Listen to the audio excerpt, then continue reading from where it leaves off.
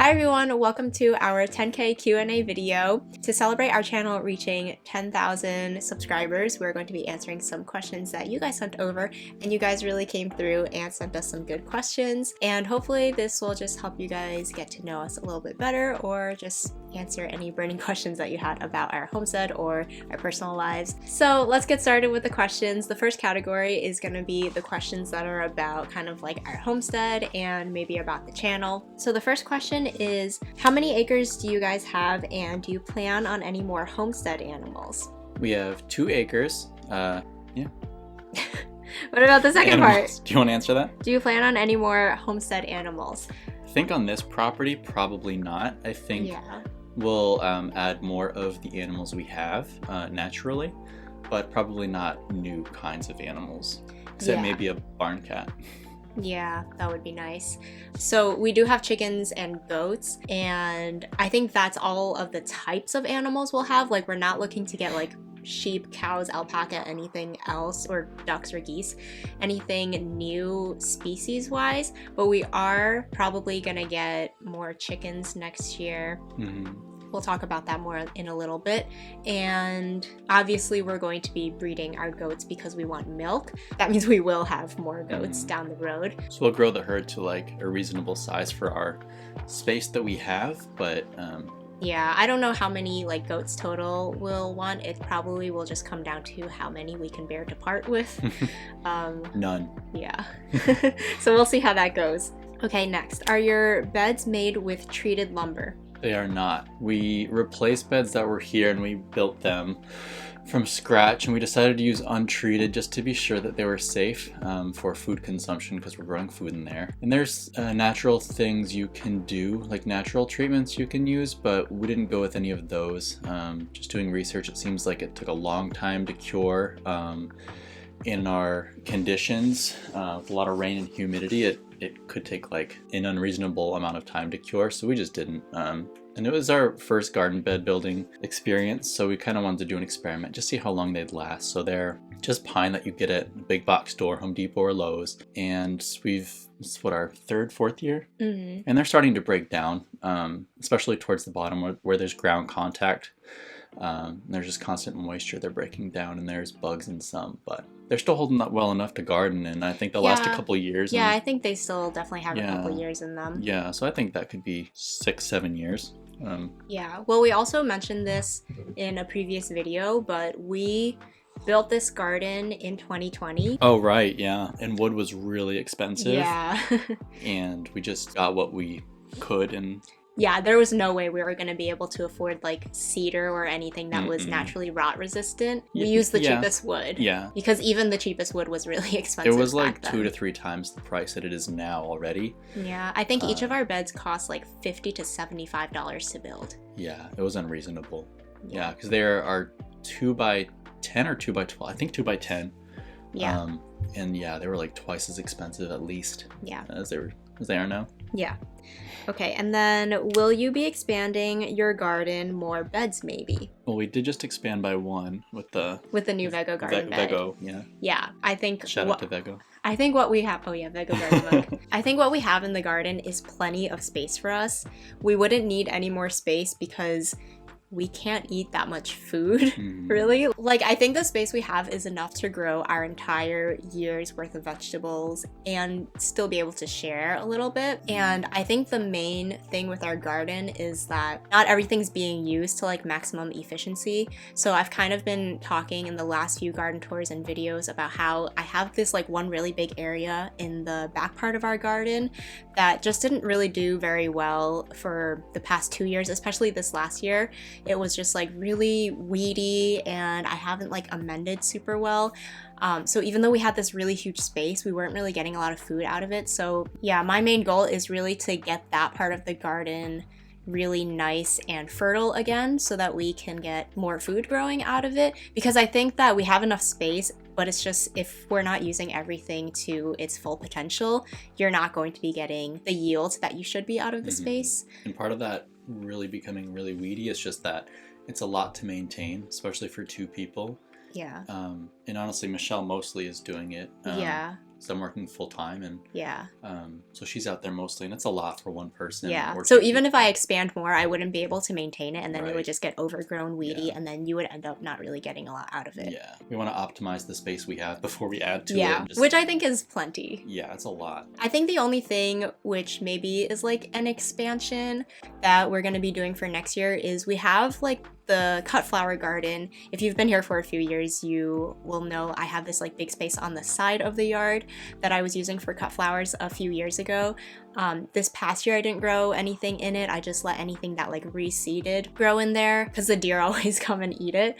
So I haven't really put a lot of effort into it this past year, but I think next year we are going to be doing a pumpkin patch there. So that's kind of like an expansion because in the past I haven't grown any like edible things there, but next year I think I'm gonna try growing pumpkins and winter squash there, and we'll have our own little like pumpkin patch, partly because if we have a lot of pumpkins we can use them as decorations in the fall, and they're also really good for our chickens. They love pumpkins and pumpkin seeds, so it'll be good chicken food for them. So that's kind of like an expansion, even though it's like an existing space. We're in the process of like covering that whole space with mulch right now to kill the weeds because our neighbors just took down a few trees and they had a lot of wood chips. Our chainsaw happy neighbors that we... Yeah, and they gave us some wood chips, so we're covering that, and hopefully next year it'll be good to plant in. We're adding like the goat manure as well to try and make it more fertile. So that's kind of like an expansion, but it's also an existing space.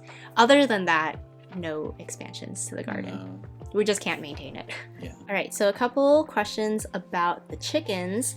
Are you planning on ordering chicks again, or will you breed your own? Yeah, I mean, I think kind of, well, I was going to say kind of both, but I think probably just order some new chicks. We went through the natural process, 2 years ago? 1 year ago? I think it was last year. Yeah, and it was a thing for different reasons. But hello. Well, I think mostly we want new breeds. Yeah, I want new breeds.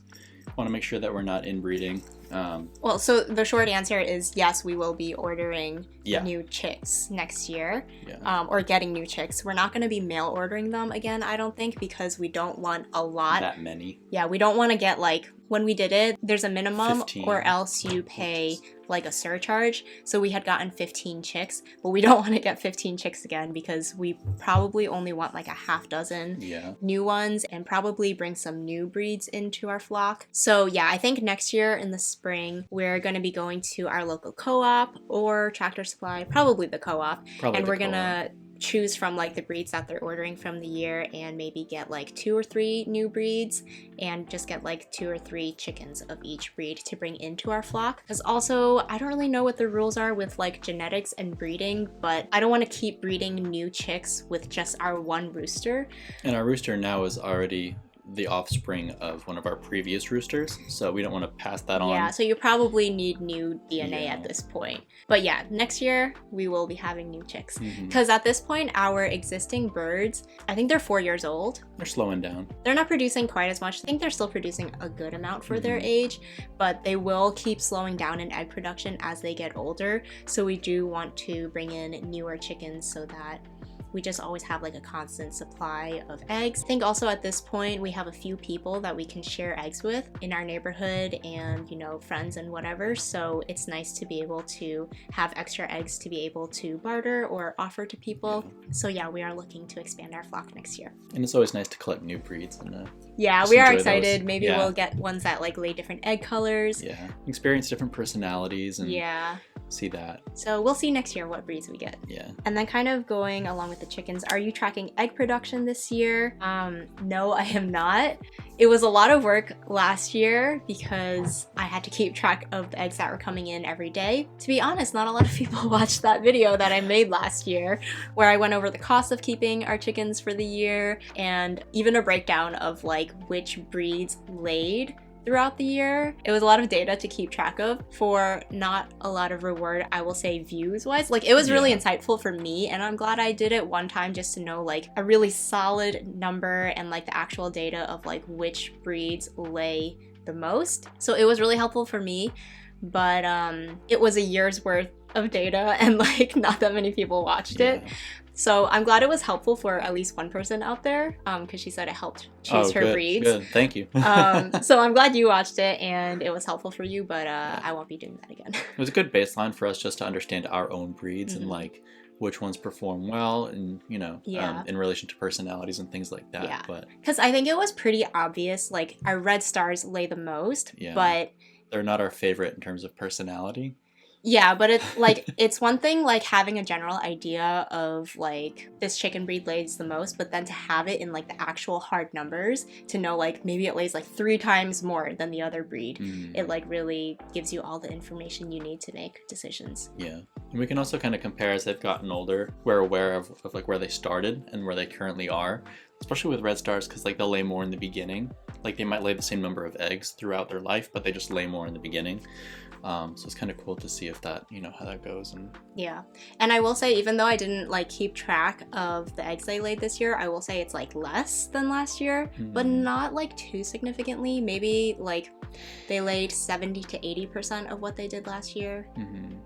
So yeah, the red stars definitely are still going strong. I think the Americanas are like very like fickle in like whether or not they're laying. Like right now, none of the Americanas are laying.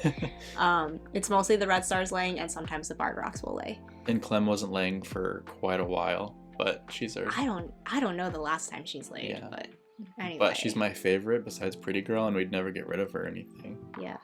All right, next question is, what variety of wintermelon do you grow and where do you buy the seeds? I grow a few varieties of wintermelon. A few of the seeds I've just gotten from my parents because they've grown wintermelons pretty much every year for as long as I've been alive. And every year they just save the seeds from the wintermelon of the previous year. And I think they do grow 2 varieties as well. But I couldn't give you a variety name. Literally when my mom gives me the seeds, the Ziploc bag says round wintermelon or long wintermelon, and that's what they are. Like I don't know what the variety name is, but then I also grow one variety where I bought the seeds online, and I bought them from Baker Creek Heirloom Seeds, and they call it wax melon. What do they call it? Bullet head wax melon, something like that. So yeah, I've grown seeds from there, and those have been my biggest, like 30-pound winter melons. And the ones that my parents gave me, I don't know if I've grown any giant ones from their seeds. They're mostly like the kind of smaller fuzzy wintermelons, whereas the one from Baker Creek, it's not really like the powdery wintermelon, it's more of like the smooth green one. I say smooth, but it still has the prickly hairs, but it doesn't have that powdery coating on it. So I think that one was pushing 40. I think it was like 36 pounds. Yeah, one year we did grow a really big one. Yeah. But yeah, those are the varieties I grow. So the only one you can buy is the Baker Creek one. I'm sure you can get other ones, but that's the only one I've grown that's store-bought.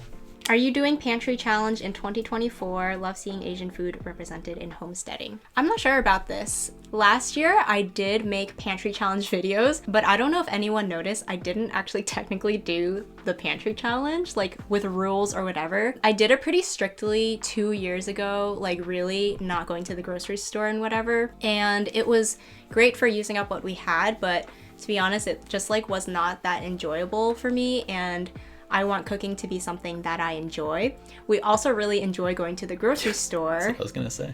Like, it's something we like doing together, especially during the winter, because we're not going out as much, and sometimes it's just nice to go out and have an excuse to like get some steps in, walk around the store. Grocery store date. So yeah, last year I did do the videos, but I tried to show only the things that I was cooking with the stuff that we preserved.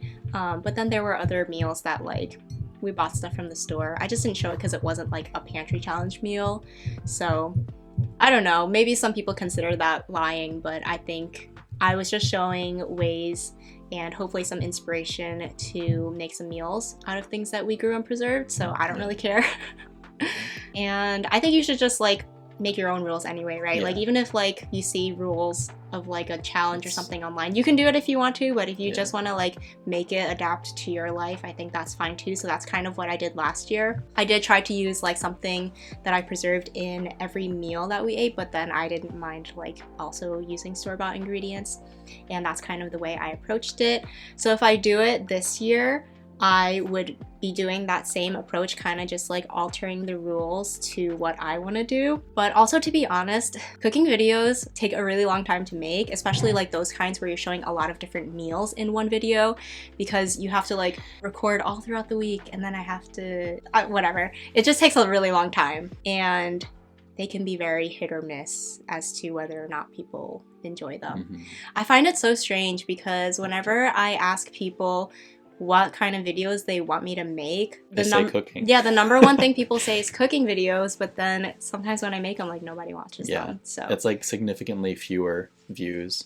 I know. So it's like a lot of work to have nobody watch them, which obviously is not the only reason I do things, but it's a lot of work. It's a lot of work for not a lot of reward, I guess. Yeah. So we'll see. I don't really have an answer for that. I guess I'll just have to see as the winter goes on if I feel inspired to do it or not. All right, so those are all of the homestead and channel questions. Now we're going to move on to the personal questions, the juicy stuff. Not really that juicy, but... All right, so there's 2 questions about how long we've lived in Virginia. Are we originally from Virginia? If not, how did you end up here? And also, how long have we been married was attached to one of those questions. We've been married for 5 years, right? 5.5. Yeah, 5. 5 years. 5 years. And we met at work when we were in Boston.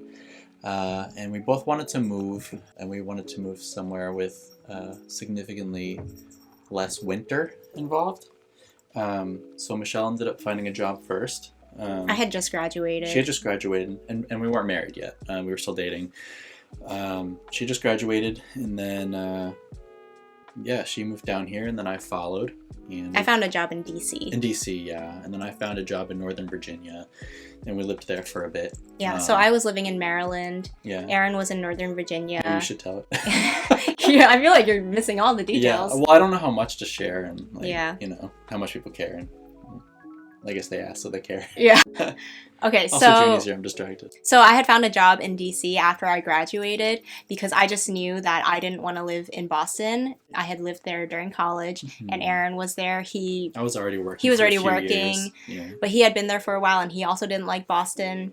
It was just too cold for us, among other things, but it was too cold. So I was looking for things that were like further south or like maybe the West Coast. I was basically applying all over the country. I wasn't set on like a certain place to live. I was open to anything. And then I just ended up getting a job in DC. So then I lived in Maryland for a few years, and we were doing long distance. Not for a few years though, for like less than a year. Yeah, we were doing long distance for like maybe 10 months. Yeah. And then eventually I was looking for jobs, and then I found one in Northern Virginia. So I moved.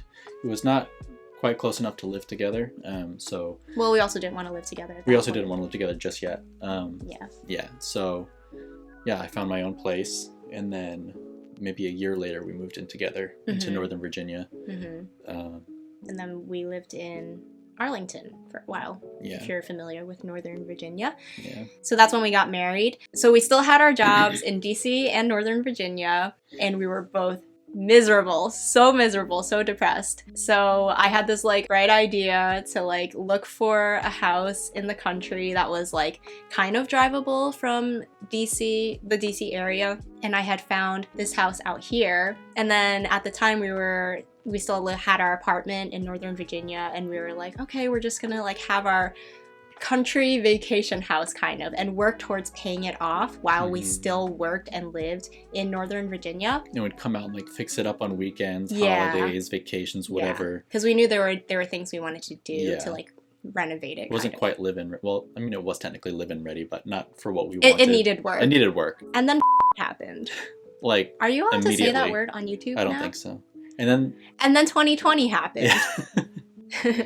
And we actually got our house right after like everything shut down. It was like the week or the month after. So it almost didn't happen. Like, a realtor had to convince the lawyers to meet with us through like over the phone in their parking lot. So we like signed the papers in our car over the phone. So we were super lucky with the timing, because if we had waited even like one more year, we would not have been able to get a house like the way the housing market was. Yeah. So anyway, we've lived out here for about, I guess, 4 years now. Yeah. That's how long we've been in Virginia. Yeah. And we both didn't work remotely, but then with 2020, we both got to. And then... Yeah. Oh, yeah. So the plan was we were going to like still live near the city. Yeah. But then since everything was shut down and everyone was working from home, we were able to live here full time for like a year and a half. Yeah. For a while, we paid both rent and the mortgage because we didn't know how long 2020 was we gonna were like, oh, last. next month, like we're gonna go back to work. Yeah. Oh my gosh, But it was then terrible. Eventually we just pulled the trigger and just gave up the apartment, broke our lease, unfortunately. Yeah, and then we just moved out here, and then I'm still working from home full time. Yeah, we can talk about that later. Oh yeah. So that is a long explanation Yeah. of how long we've lived here and how we ended up here. So I guess we ended up here just randomly. But it happened. Kinda, Yeah, it happened to be a good place for homesteading. Mhm. We don't love everything about the area, I will say, but it works for us for now. Yeah. But we're also open to moving. Yes. So the thing we got the most questions about is about our jobs. So do you have another job besides YouTube? What was your job before YouTube? What are your careers? Do you have full-time jobs? Interested to know what you do outside of growing your own food? I will say I don't consider YouTube my job. It's not like a full-time job for me. If you're imagining I make a lot of money off of this, I do not. So just to put that out there, okay? Like we're barely anyone on the internet. But we're both graphic designers. Aaron works full-time from home, which is really nice. And he works for a company, and I'm part-time freelance, but that's what we do. Yeah. Yeah, I used to work at a small design firm back in Boston, and then took a job in-house at a more corporate big company here. And they've been very good to me, and I get to work from home full-time now, which is amazing. Because I can be here more for the animals and with Michelle, and yeah. Yeah, and it works out really well that I'm not full-time because there are a lot of things around here that need to be done, like with the garden and the animals, so I'm able to spend more time to do those things when Aaron can't because he's working full-time, so it works out really well for us. And especially like as we get more animals and we get busier, yeah, between like taking care of all that and then freelancing and then also having YouTube, it like kind of works out to, you know, I stay busy. It's a lot. I guess that's how we juggle everything, because if you're thinking like I'm here working a full-time job and doing all that, I am not, and I think that would be very difficult to do. There are definitely people out there who do that, and that's amazing, and I wish I could, but I feel like if I was still working full-time and doing all this, I would be really burnt out and very tired all the time, and also I probably wouldn't be enjoying it as much. So this is a really good balance for us. Especially if you didn't work from home, that would be impossible between being away from the property. Because even though I'm working full time, I can pop out and help Michelle with stuff, or if there's a situation with the animals, we can supervise. You know, just keep eyes on them. I'm looking out the window right now because I can see the goats from this room. So yeah, it's. Yes, so we're very fortunate to be able to have these circumstances. Okay, this next one is pretty interesting. I think this was a good question. This person asked if you grew up with families that did homesteading, or if it's something that you decided to try for yourselves, or if you were homesteaders before you met. Also, if you have friends and neighbors that share your passion. So most of my question, I guess, is about community and how important you find it to be as support and sharing everything homestead. So we did not homestead before we met. We got into it together, and we started just with a small garden, not even on our property. Well, we did still have gardens when we lived like in Arlington. Like I had a balcony in Silver Spring, so I had some pots out there, and I would still grow vegetables. Yeah. And then in Arlington, we had a balcony as well, and we would try and grow vegetables out there. And I had a couple herb plants, like a mint plant. We got and you stuff some herbs. So I wouldn't say like we were like not into it. Right. But also we were not like full. I mean, we just didn't have the space. We didn't own property. Well, also we had the outlaw garden. Yeah, we had like. Say that, yeah. This is so bootleg. We couldn't get into a community garden. Yeah. So Michelle did some looking around on Craigslist. Yeah. Okay. So we did have some community gardens around us, and I wanted to apply for them to get a spot. But the wait list was like a year or whatever, and it was like a year, and then maybe you would get a spot. I was like, I actually got an email like 2 years into living in this house. Yeah. So it took I think me years. too. Yeah. So anyway, we really wanted to garden. We had the desire, but we just didn't have the space and like the resources because we lived in an apartment, and we just had like our little like raised bed on the balcony, but like you can grow stuff, but you can't grow like as much as we wanted to. We also didn't get any sun on the balcony, so it was all shade stuff. It was all leafy greens. Our first balcony was great. Yeah. The second one didn't. Yeah. And we also had a neighbor that loved to talk, so you couldn't go out there because you'd get stuck. Anyway, so we couldn't get like a community garden plot. So, and I was so impatient. I'm such an impatient person. And once I get something into my head, like an idea of something to do, I want to be able to do it immediately. I've never noticed this. So I went on Craigslist and I put out this post, and it was like a crazy post. I was like, does anyone have space in their backyard where I could come garden in your backyard? You remember that guy? Yeah! I just remember that guy. Oh my gosh. Okay, and I will say, so many people replied to me. Like, so many people are open to this idea. So if you, like, want space, but, like, you don't have a lot of space, I don't know, I guess you could always take your chances on the internet, right? And, like, but if you reach out. go and but be it's safe. uncomfortable, trust Yeah. your instinct. Yeah, but be safe about it. Yeah. And especially if you're a woman, maybe bring someone with you. Someone. And, like, okay. And we're not liable.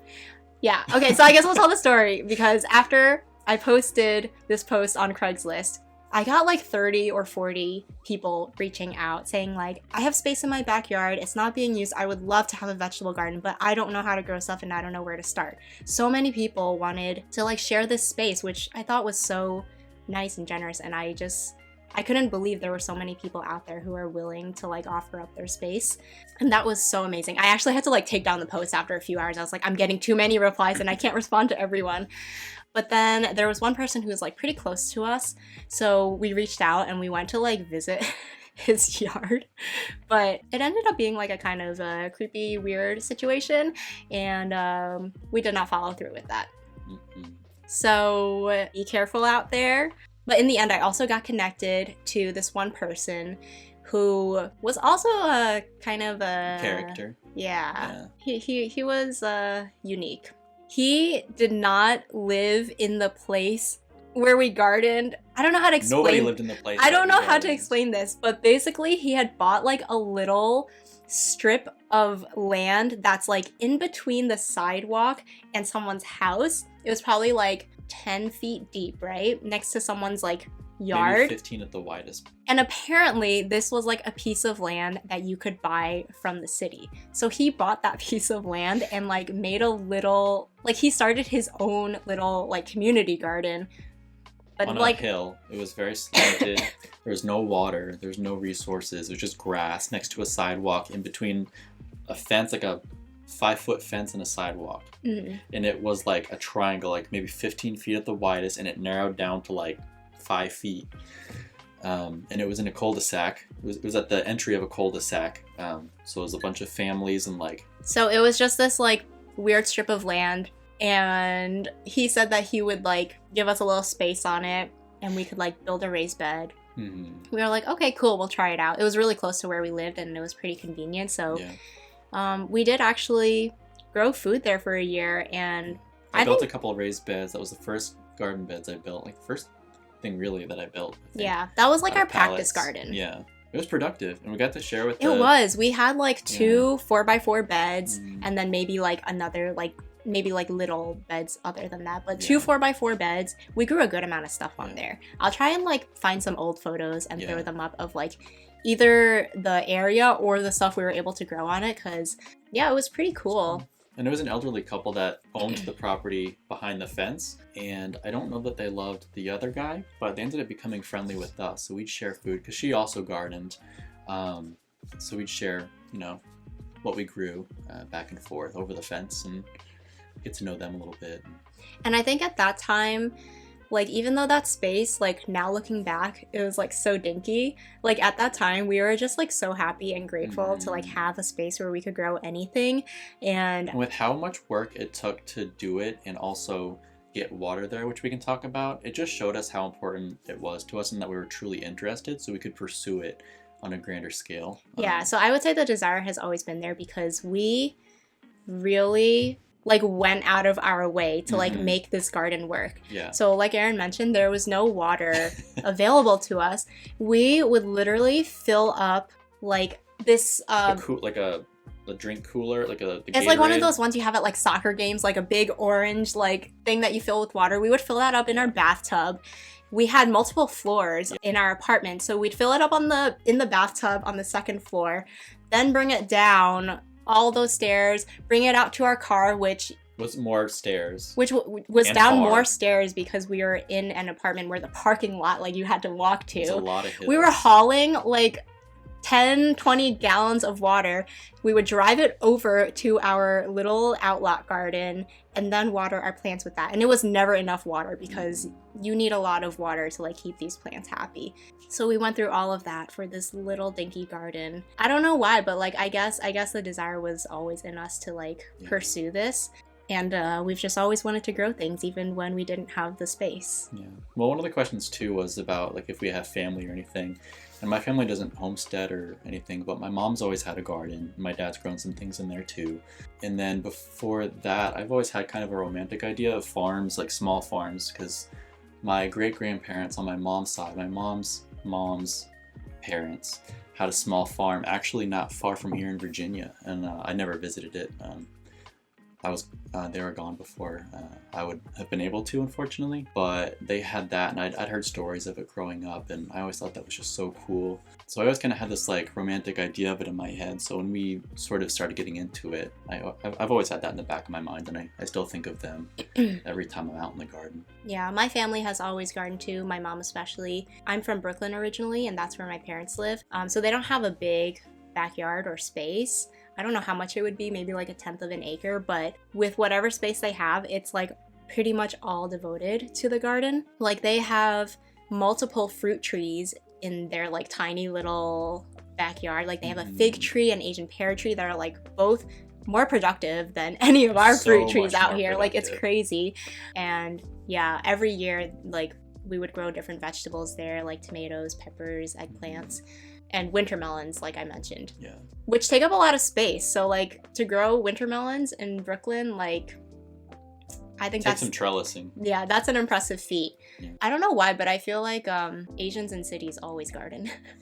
In the front yard. Yeah, like, if you walk around Brooklyn, you'll know when an Asian lives in a house because there will be wintermelons growing in their front yard. Yeah. Like... Yeah, we don't care about how things look. We want them to be productive. We want things to function. Yeah. So I think that's kind of just like a thing in the culture, I guess. Like, you do what you can with the space you have. Yeah. I guess that answers it. Yeah. Oh, and then kind of like another part of that question is, do you have friends and neighbors that share your passion?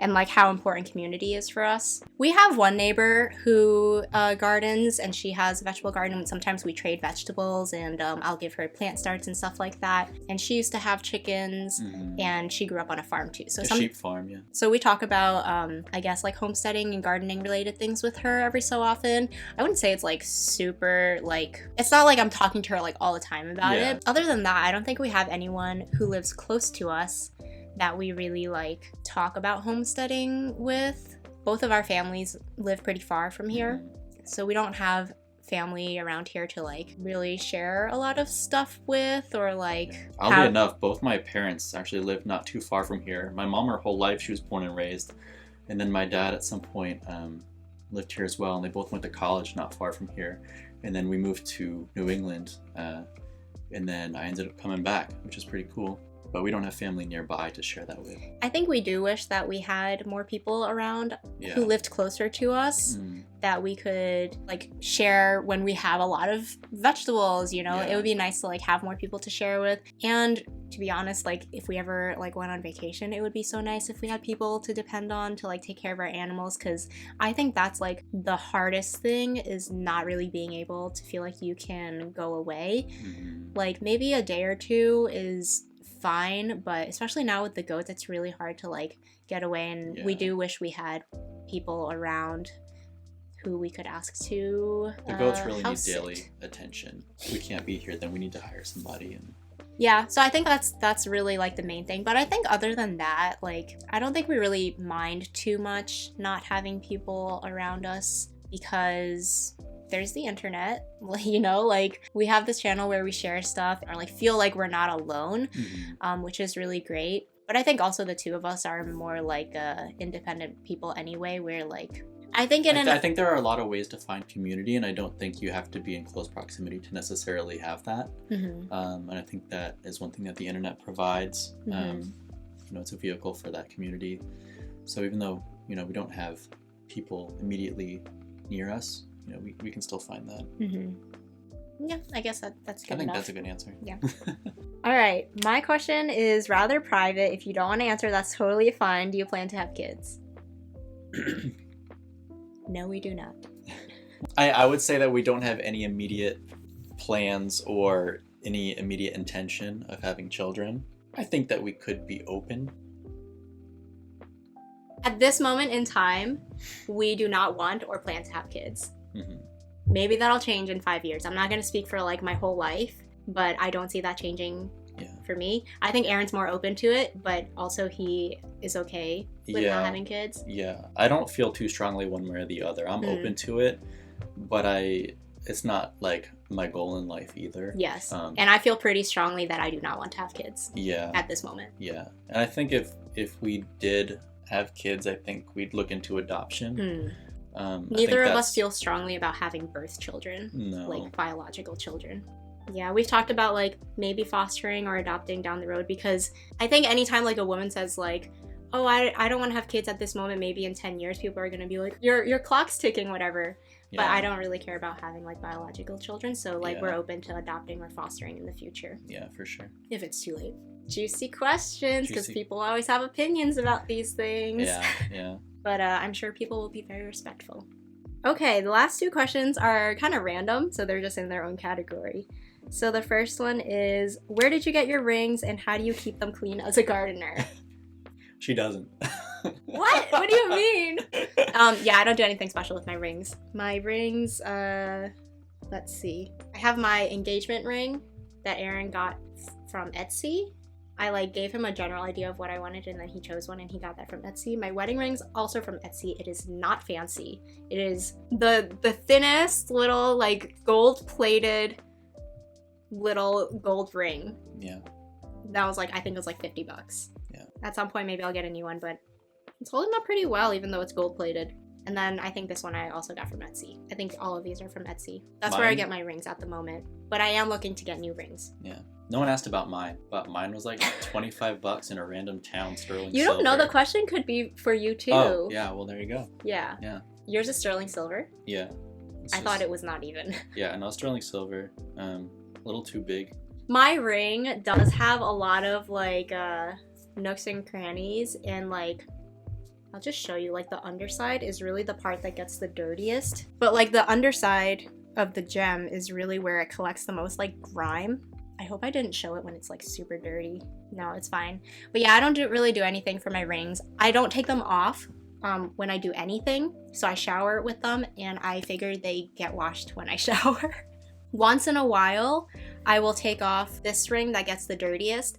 I will put it in a little dish with a few drops of Dawn dish soap, let it soak for like 15 or 30 minutes, and then I'll take a soft toothbrush, or I have like an old makeup brush that I don't use, and I'll just brush like the dirty parts, and that does really well. Like after I do it, I'm like, my ring is so shiny, and it is never this shiny, and it just shows me how gross it usually is.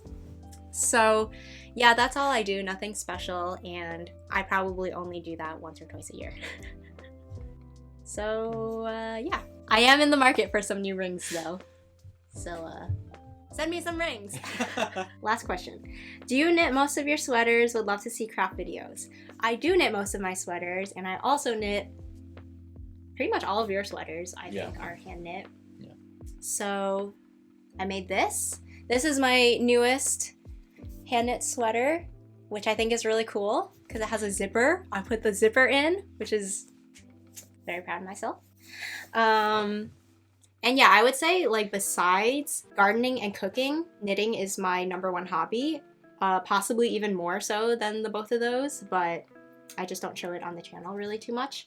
But if there's interest, you could. Maybe. Maybe not. I've also gotten into spinning, like fiber into yarn. So I have a little electronic spinning wheel that I've been loving, and I've been spinning my own yarn. But yeah, I do knit a lot. A lot. Mm-hmm. And in terms of craft videos, I don't think I would put any on this channel.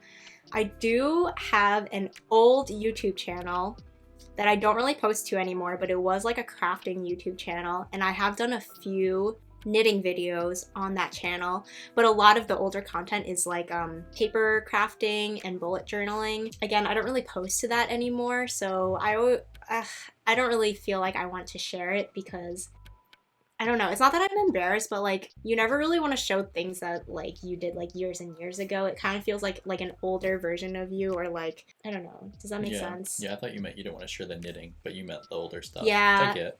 Yeah. It's not bad, but it's, you know, you've evolved and you've changed, and it's weird to look at yourself. If you are good at internet sleuthing, you could probably figure out my other channel. But I don't know. I don't really feel like sharing it. I was thinking of doing a video for that channel of like all the things I knit this year, and I was gonna like rate them. So I thought that would be a really fun video. So maybe when I do that, I will share it here. But I don't know. Maybe not. But maybe not. If you are determined, you can look for it yourself. Yeah, I feel like even if some people are interested on this channel, enough people are not, that it wouldn't really make sense to post it on this channel. Yeah. So on that note, we'll end with a little bit of a show and tell, I guess. Since I made this sweater for myself and I liked it so much, and Aaron liked it so much, I'm now making a version for him, which is in progress now. So this is going to be Aaron's version. So I'm pretty much done with the body, and I have to do the sleeves and then put the zipper in. So that's going to be his zipper sweater. And then I brought over some of my yarn that I spun up to show you what it looks like, because I really like this one and the colors. So yeah, that's really fun. And spinning is a really cool process because it really doesn't take much to go from the raw product to the finished product, because you really just start with like a big pile of clean wool and you add some twist to it and it becomes yarn. Like, it's pretty magical. And I think because I've been like so interested in like making things with fiber and like where things come from, I think this gives us potential in the future to raise animals for fiber, whether that's alpacas or sheep. So maybe in the future, you know, if we have a bigger property, that would be an animal for us to potentially dive into. And then if we do, I already know what to do with the fiber. Yeah, it can also influence what we grow in the garden too, because you can dye with natural things. Well, yeah, last summer I was really into like dyeing with like botanicals, like with coreopsis flowers. So yeah, it's been a really cool, like fun, crafty thing. And especially for, you know, like the off season for the garden, when you're not doing a lot in the garden, I can be inside and knit and spin and process some fiber, and it's a really fun, I would say it's a homesteading skill, but like I feel like not a lot of homesteaders talk about like this aspect of sustainability and like animal raising, like the fiber part of it. It's something that I think I would like to talk about more in the future, since not a lot of people do talk about it, but I also realize that not everyone is interested in it, so it's kind of like a, I don't know, it's like I haven't really decided. So let us know if you're interested. Yeah, I think it's really fascinating and a really cool way to be sustainable and to like dive into natural fibers and being able to use animal fur, wool, fiber. So yeah, those are my show and tell things. And then Aaron has a hat that I also made him recently. It still has some stuff in it just to keep it folded, but this is one that I made for him recently. Are you wearing it like that? So yeah, whenever you see us wearing hand knit things, chances are I made it, which is pretty cool to say. I think a lot of our closets right now are like things that I've made. Yeah, and chances are if I'm wearing it, it's something she owns because she made it for her and I liked it, so she made it for me too. Yes. I've also gotten into sewing, so like, oh yeah, a lot of my clothes are handmade at this point. I got some awesome bat pants. So if anything ever looks weird, don't say anything so I don't get offended. She's still learning. Yeah, you know, not everything turns out great, and that's okay. Because when you make it yourself, you're like, I'm gonna wear it even if it looks terrible. So, yeah. And I have to wear it if it looks terrible because she made it. So. I don't know, you haven't worn that other sweater that I made for you very often. Well, I just have so many amazing sweaters that you've made me that something's gotta... So I think those are all of our questions. Hopefully we answered them well. Oh my gosh, this cat. Say bye, Julie. Say bye. So I hope you guys enjoyed this video. Thank you for watching, and thank you for helping us get to 10,000 subscribers and for sending all of these questions if you sent a question. Maybe we'll do this again in the future when we reach 20,000 or 50,000 if we ever get there. Yeah. So we'll see you in the next video.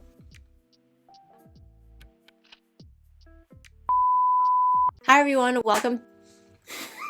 What are you doing? Oh, let's start over. Okay. Stop drinking because I'm gonna like be talking while you're drinking. And you guys really pulled through and sent us some good questions. You said pulled through, it came through. You guys really came through. Pulled through sounds like they were like dying and they pulled through. Just FYI. So hopefully we'll be able to answer some of the burning questions you've had about our... What? I don't think anybody cares that much. You need to create drama. Okay. Like, I mean... Oh, jeez. Junie? Hi, Junie. The slurping's gonna drive people crazy. It doesn't bother me, but like, I just know. Like, it's so loud.